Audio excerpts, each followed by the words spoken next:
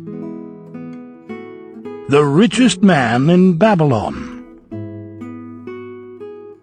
Chapter 10. The Luckiest Man in Babylon. At the head of his caravan proudly rode Shahrunada, the merchant prince of Babylon.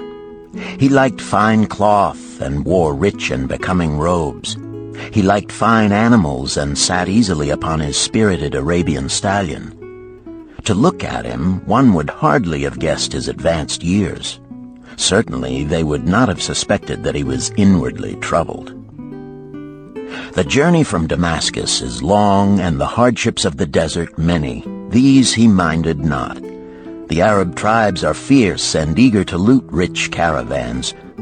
These he feared not, for his many fleet-mounted guards were a safe protection. About the youth at his side, whom he was bringing from Damascus, was he disturbed. This was Hayden Gula, the grandson of his partner of other years, Arid Gula, to whom he felt he owed a debt of gratitude which could never be repaid. He would like to do something for this grandson, but the more he considered this, the more difficult it seemed because of the youth himself. Eyeing the young man's rings and earrings, he thought to himself, "He thinks jewels are for men. Still, he has his grandfather's strong face. But his grandfather wore no such gaudy robes. Yet I sought him to come, hoping I might help him get a start for himself and get away from the wreck his father has made of their inheritance." Hayden Gula broke in upon his thoughts. "Why dost thou work so hard, riding always with thy caravan upon its long journeys? Dost thou never take time to enjoy life?" Shahrunada smiled. "To enjoy life?" he repeated. "What wouldst thou do to enjoy life if thou wert Shahrunada?" "If I had wealth equal to thine, I would live like a prince. Never across the hot desert would I ride. I would spend the shekels as fast as they came to my purse. I would wear the richest of robes and the rarest of jewels. That would be a life to my liking, a life worth living." Both men laughed. "Thy grandfather wore no jewels," Shahrunada spoke before he thought, then continued jokingly, "Wouldst thou leave no time for work?" "Work was made for slaves," Hayden Gula responded. Shahrunada bit his lip but made no reply, riding in silence until the trail led them to the slope. Here he reined his mount and, pointing to the green valley far away, "See, there is the valley. Look far down, and thou canst faintly see the walls of Babylon. The tower is the Temple of Bel. If thine eyes are sharp, thou mayest even see the smoke from the eternal fire upon its crest." "So that is Babylon? Always have I longed to see the wealthiest city in all the world," Hayden Gula commented. "Babylon, where my grandfather started his fortune. Would he were still alive, we would not be so sorely pressed. Why wish his spirit to linger on earth beyond its allotted time?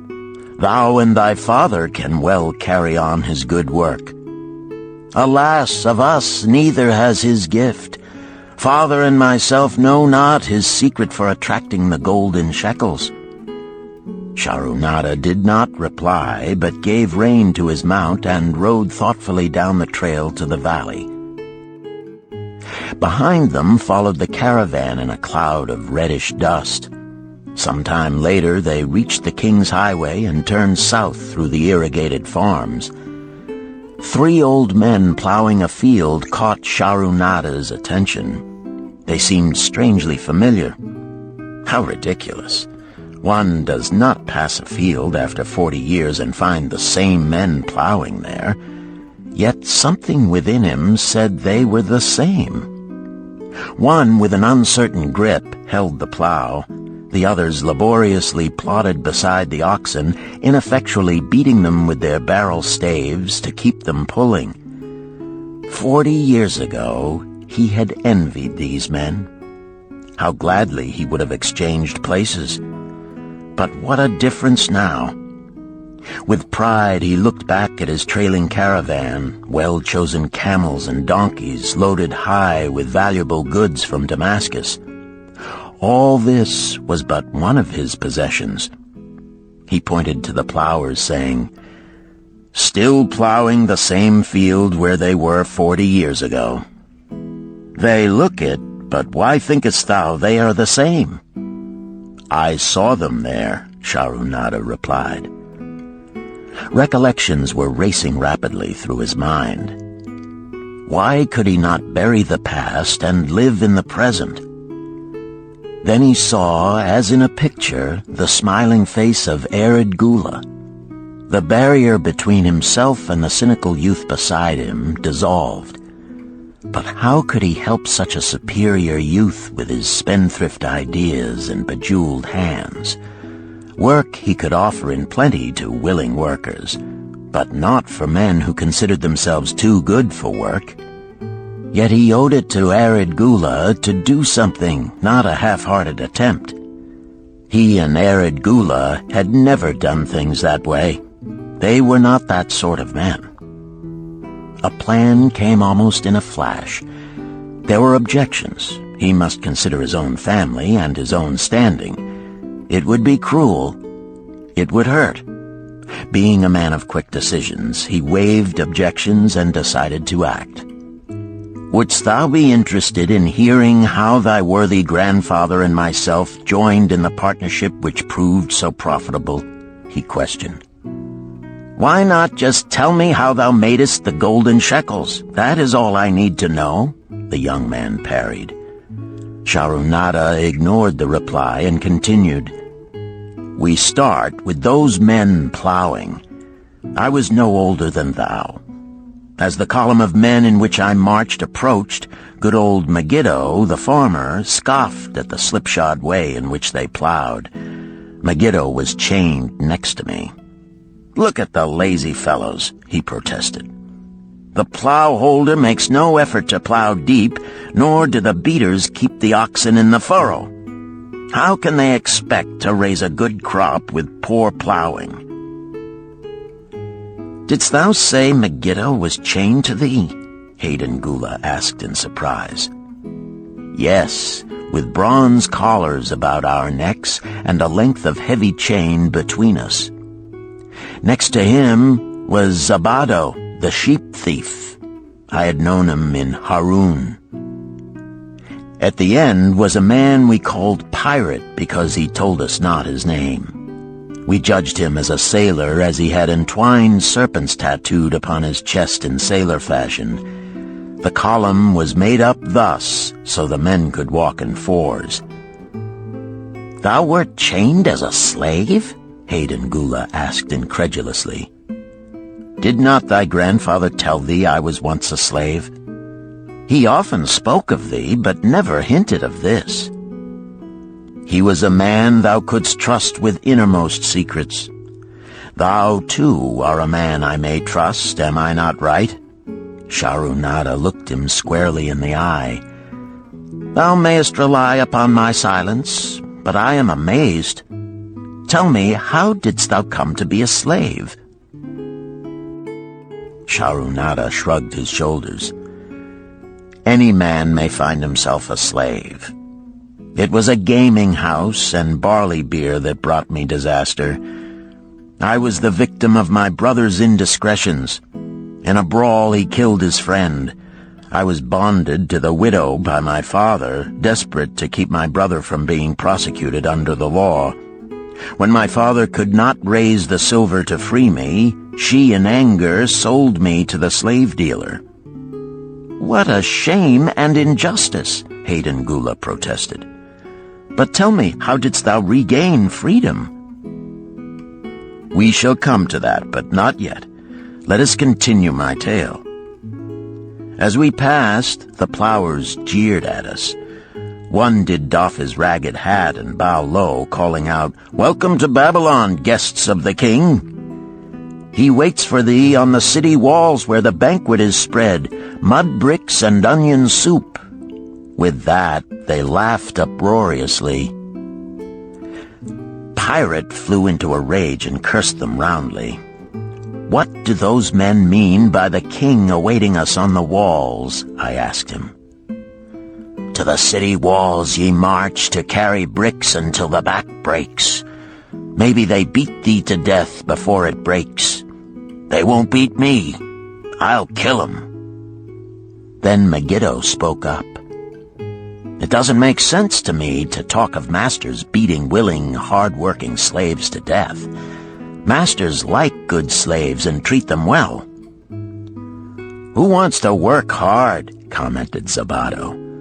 "Those plowers are wise fellows. They're not breaking their backs, just letting on as if they be." "Thou can't get ahead by shirking," Megiddo protested. "If thou plow a hectare, that's a good day's work, and any master knows it. But when thou plow only a half, that's shirking. I don't shirk. I like to work, and I like to do good work, for work is the best friend I've ever known. It has brought me all the good things I've had, my farm and cows and crops, everything." "Yea, and where be these things now?" scoffed Zabato. "I figure it pays better to be smart and get by without working. You watch Zabato. If we're sold to the walls, he'll be carrying the water bag or some easy job, when thou, who like to work, will be breaking thy back carrying bricks." He laughed his silly laugh. Terror gripped me that night. I could not sleep. I crowded close to the guard rope, and when the others slept, I attracted the attention of Godoso, who was doing the first guard watch. He was one of those brigand Arabs, the sort of rogue who, if he robbed thee of thy purse, would think he must also cut thy throat. "Tell me, Godoso," I whispered, "when we get to Babylon, will we be sold to the walls?" "Why want to know?" he questioned cautiously. "Canst thou not understand?" I pleaded. "I am young. I want to live. I don't want to be worked or beaten to death on the walls. Is there any chance for me to get a good master?" He whispered back, "I tell something. Thou good fellow, give Godoso no trouble. Most times we go first to slave market. Listen now. When buyers come, tell 'em you good worker, like to work hard for good master, make 'em want to buy. You not make 'em buy, next day you carry brick, mighty hard work." After he walked away, I lay in the warm sand looking up at the stars and thinking about work. What Megiddo had said about it being his best friend made me wonder if it would be my best friend. Certainly it would be if it helped me out of this. When Megiddo awoke, I whispered my good news to him. It was our one ray of hope as we marched toward Babylon. Late in the afternoon, we approached the walls and could see the lines of men, like black ants, climbing up and down the steep diagonal paths. As we drew closer, we were amazed at the thousands of men working. Some were digging in the moat, others mixed the dirt into mud bricks. The greatest number were carrying the bricks in large baskets up those steep trails to the masons. Overseers cursed the laggards and cracked bullock whips over the backs of those who failed to keep in line. Poor, worn-out fellows were seen to stagger and fall beneath their heavy baskets, unable to rise again. If the lash failed to bring them to their feet, they were pushed to the side of the paths and left writhing in agony. Soon they would be dragged down to join other craven bodies beside the roadway to await unsanctified graves. As I beheld the ghastly sight, I shuddered. So this was what awaited my father's son if he failed at the slave market. Godoso had been right. We were taken through the gates of the city to the slave prison, and next morning marched to the pens in the market. Here the rest of the men huddled in fear, and only the whips of our guard could keep them moving so the buyers could examine them. Megiddo and myself eagerly talked to every man who permitted us to address him. The slave dealer brought soldiers from the king's guard who shackled Pirate and brutally beat him when he protested. As they led him away, I felt sorry for him. Megiddo felt that we would soon part. When no buyers were near, he talked to me earnestly to impress upon me how valuable work would be to me in the future. Some men hate it. They make it their enemy. Better to treat it like a friend. Make thyself like it. Don't mind because it is hard. If thou thinkest about what a good house thou build, then who cares if the beams are heavy and it is far from the well to carry the water for the plaster? Promise me, boy, if thou get a master, work for him as hard as thou canst. If he does not appreciate all thou do, never mind. Remember, work well done does good to the man who does it. It makes him a better man. He stopped as a burly farmer came to the enclosure and looked at us critically. Megiddo asked about his farm and crops, soon convincing him that he would be a valuable man. After violent bargaining with the slave dealer, the farmer drew a fat purse from beneath his robe, and soon Megiddo had followed his new master out of sight. A few other men were sold during the morning. At noon, Godoso confided to me that the dealer was disgusted and would not stay over another night, but would take all who remained at sundown to the king's buyer. I was becoming desperate when a fat, good-natured man walked up to the wall and inquired if there was a baker among us. I approached him, saying, "Why should a good baker like thyself seek another baker of inferior ways? Would it not be easier to teach a willing man like myself thy skilled ways? Look at me. I am young, strong, and like to work. Give me a chance, and I will do my best to earn gold and silver for thy purse." He was impressed by my willingness and began bargaining with the dealer who had never noticed me since he had bought me, but now waxed eloquent on my abilities, good health, and good disposition. I felt like a fat ox being sold to a butcher. At last, much to my joy, the deal was closed. I followed my new master away, thinking I was the luckiest man in Babylon. My new home was much to my liking.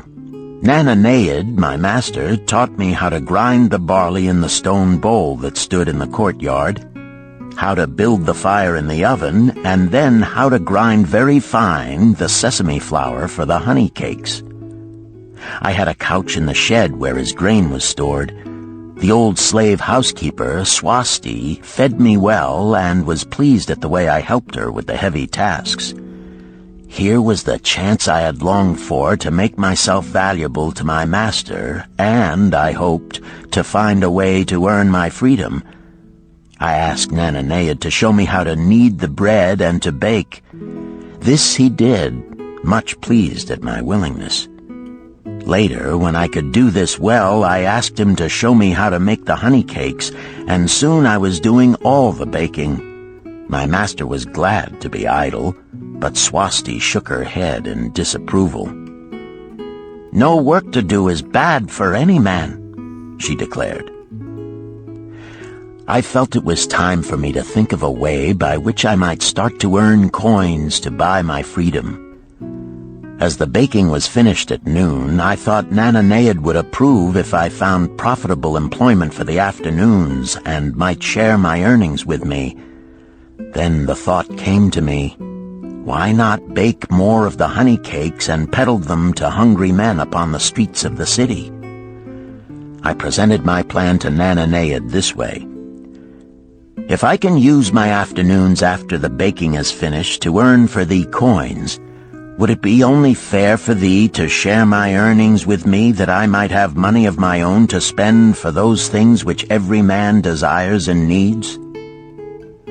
Fair enough, he admitted. When I told him of my plan to peddle our honey cakes, he was well pleased. Here is what we will do, he suggested. Thou sellest them at 2 for a penny, Then half of the pennies will be mine to pay for the flour and the honey and the wood to bake them. Of the rest I shall take half, and thou shalt keep half." I was much pleased by this generous offer that I might keep for myself 1/4 of my sales. That night I worked late to make a tray upon which to display them. Nananeid gave me one of his worn robes that I might look well, and Swasti helped me patch it and wash it clean. The next day I baked an extra supply of honey cakes. They looked brown and tempting upon the tray as I went along the street, loudly calling my wares. At first no one seemed interested, and I became discouraged. I kept on, and later in the afternoon, as men became hungry, the cakes began to sell, and soon my tray was empty. Nananeid was well pleased with my success and gladly paid me my share. I was delighted to own pennies. Megiddo had been right when he said a master appreciated good work from his slaves. That night I was so excited over my success I could hardly sleep, and tried to figure how much I could earn in a year and how many years would be required to buy my freedom. As I went forth with my tray of cakes every day, I soon found regular customers. One of these was none other than thy grandfather, Arid Gula. He was a rug merchant and sold to the housewives, going from one end of the city to the other, accompanied by a donkey loaded high with rugs and a black slave to tend it. He would buy 2 cakes for himself and 2 for his slave, always tarrying to talk with me while they ate them. Thy grandfather said something to me one day that I shall always remember. "I like thy cakes, boy. But better still, I like the fine enterprise with which thou offerest them.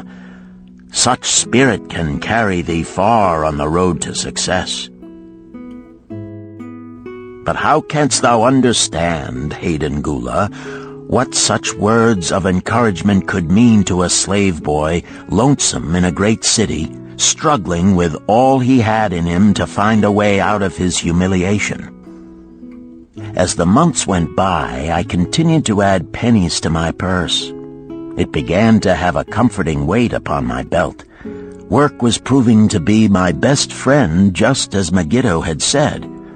I was happy, but Swasti was worried. "Thy master, I fear to have him spend so much time at the gaming houses," she protested. I was overjoyed one day to meet my friend Megiddo upon the street. He was leading 3 donkeys loaded with vegetables to the market. "I am doing mighty well," he said. "My master does appreciate my good work, for now I am a foreman. See, he does trust the marketing to me.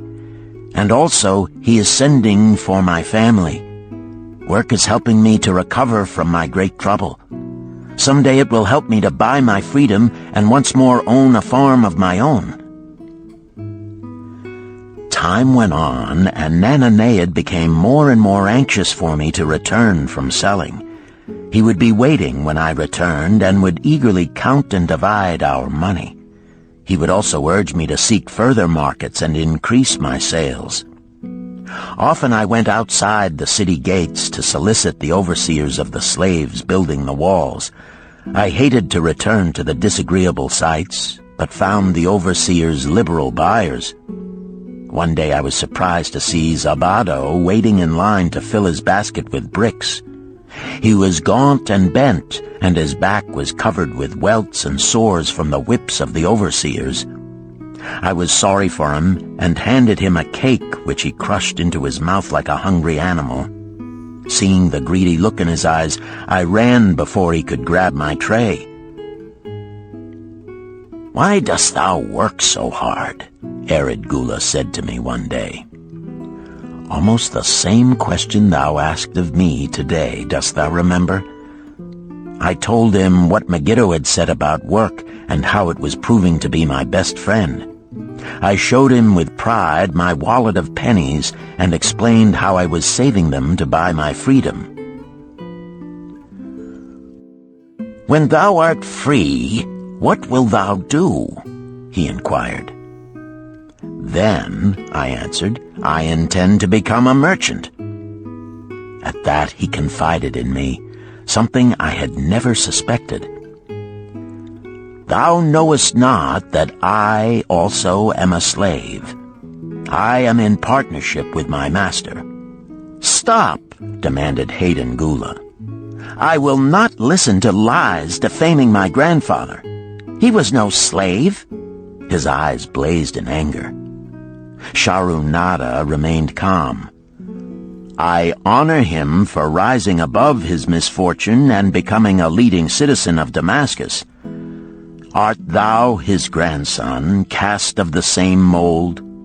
Art thou man enough to face true facts, or dost thou prefer to live under false illusions?" Hayden Gula straightened in his saddle. In a voice suppressed with deep emotion, he replied, "My grandfather was beloved by all. Countless were his good deeds. When the famine came, did not his gold buy grain in Egypt, and did not his caravan bring it to Damascus and distribute it to the people so none would starve? Now thou sayest he was but a despised slave in Babylon. Had he remained a slave in Babylon, then he might well have been despised. But when, through his own efforts, he became a great man in Damascus, the gods indeed condoned his misfortunes and honored him with their respect," Sharunada replied. "After telling me that he was a slave," Sharunada continued, "he explained how anxious he had been to earn his freedom. Now that he had enough money to buy this, he was much disturbed as to what he should do. He was no longer making good sales and feared to leave the support of his master." I protested his indecision. "Cling no longer to thy master. Get once again the feeling of being a free man. Act like a free man and succeed like one. Decide what thou desirest to accomplish, and then work will aid thee to achieve it." He went on his way, saying he was glad I had shamed him for his cowardice. One day I went outside the gates again and was surprised to find a great crowd gathering there. When I asked a man for an explanation, he replied, "Hast thou not heard? An escaped slave who murdered one of the king's guards has been brought to justice and will this day be flogged to death for his crime. Even the king himself is to be here." So dense was the crowd about the flogging post, I feared to go near lest my tray of honey cakes be upset. Therefore I climbed up the unfinished wall to see over the heads of the people. I was fortunate in having a view of Nebuchadnezzar himself as he rode by in his golden chariot. Never had I beheld such grandeur, such robes and hangings of gold cloth and velvet. I could not see the flogging, though I could hear the shrieks of the poor slave. I wondered how one so noble as our handsome king could endure to see such suffering, yet when I saw he was laughing and joking with his nobles, I knew he was cruel and understood why such inhuman tasks were demanded of the slaves building the walls. After the slave was dead, his body was hung upon a pole by a rope attached to his leg so all might see. As the crowd began to thin, I went close. On the hairy chest, I saw tattooed 2 entwined serpents. It was Pirate. The next time I met Arid Gula, he was a changed man. Full of enthusiasm, he greeted me. "Behold, the slave thou knewest is now a free man. There was magic in thy words. Already my sales and my profits are increasing. My wife is overjoyed. She was a free woman, the niece of my master. She much desires that we move to a strange city where no man shall know I was once a slave. Thus our children shall be above reproach for their father's misfortune. Work has become my best helper. It has enabled me to recapture my confidence and my skill to sell." I was overjoyed that I had been able, even in a small way, to repay him for the encouragement he had given me. One evening Swasti came to me in deep distress. "Thy master is in trouble. I fear for him. Some months ago he lost much at the gaming tables. He pays not the farmer for his grain, nor his honey. He pays not the moneylender. They are angry and threaten him." "Why should we worry over his folly? We are not his keepers," I replied thoughtlessly. "Foolish youth, thou understandest not. To the moneylender didst he give thy title to secure a loan? Under the law he can claim thee and sell thee. I know not what to do. He is a good master. Why, oh, why should such trouble come upon him?" Not were Swasti's fears groundless. While I was doing the baking next morning, the moneylender returned with a man he called Sasi. This man looked me over and said I would do. The moneylender waited not for my master to return, but told Swasti to tell him he had taken me. With only the robe on my back and the purse of pennies hanging safely from my belt, I was hurried away from the unfinished baking. I was whirled away from my dearest hopes as the hurricane snatches the tree from the forest and casts it into the surging sea. Again a gaming house and barley beer had caused me disaster. Sasi was a blunt, gruff man. As he led me across the city, I told him of the good work I had been doing for Nananeid, and said I hoped to do good work for him. His reply offered no encouragement. "I like not this work. My master likes it not. The king has told him to send me to build a section of the Grand Canal. Master tells Sasi to buy more slaves, work hard, and finish quick. Bah! How can any man finish a big job quick?" Picture a desert with not a tree, just low shrubs and a sun burning with such fury the water in our barrels became so hot we could scarcely drink it. Then picture rows of men going down into the deep excavation and lugging heavy baskets of dirt up soft, dusty trails from daylight until dark. Picture food served in open troughs from which we helped ourselves like swine. We had no tents, no straw for beds. That was the situation in which I found myself. I buried my wallet in a marked spot, wondering if I would ever dig it up again. At first I worked with good will, but as the months dragged on I felt my spirit breaking. Then the heat fever took hold of my weary body. I lost my appetite and could scarcely eat the mutton and vegetables. At night I would toss in unhappy wakefulness. In my misery I wondered if Zabado had not the best plan, to shirk and keep his back from being broken in work. Then I recalled my last sight of him and knew his plan was not good. I thought of Pirate with his bitterness and wondered if it might be just as well to fight and kill. The memory of his bleeding body reminded me that his plan was also useless. Then I remembered my last sight of Megiddo. His hands were deeply calloused from hard work, but his heart was light and there was happiness on his face. His was the best plan. Yet I was just as willing to work as Megiddo. He could not have worked harder than I. Why did not my work bring me happiness and success? Was it work that brought Megiddo happiness, or was happiness and success merely in the laps of the gods? Was I to work the rest of my life without gaining my desires, without happiness and success? All of these questions were jumbled in my mind, and I had not an answer. Indeed, I was sorely confused. Several days later, when it seemed that I was at the end of my endurance and my questions still unanswered, Sasi sent for me. A messenger had come from my master to take me back to Babylon. I dug up my precious wallet, wrapped myself in the tattered remnants of my robe, and was on my way. As we rode, the same thoughts of a hurricane whirling me hither and thither kept racing through my feverish brain. I seemed to be living the weird words of a chant from my native town of Harun. besetting a man like a whirlwind, driving him like a storm, whose course no one can follow, whose destiny no one can foretell. Was I destined to be ever thus punished for I knew not what? What new miseries and disappointments awaited me? When we rode to the courtyard of my master's house, imagine my surprise when I saw Arid Gula awaiting me. He helped me down and hugged me like a long-lost brother.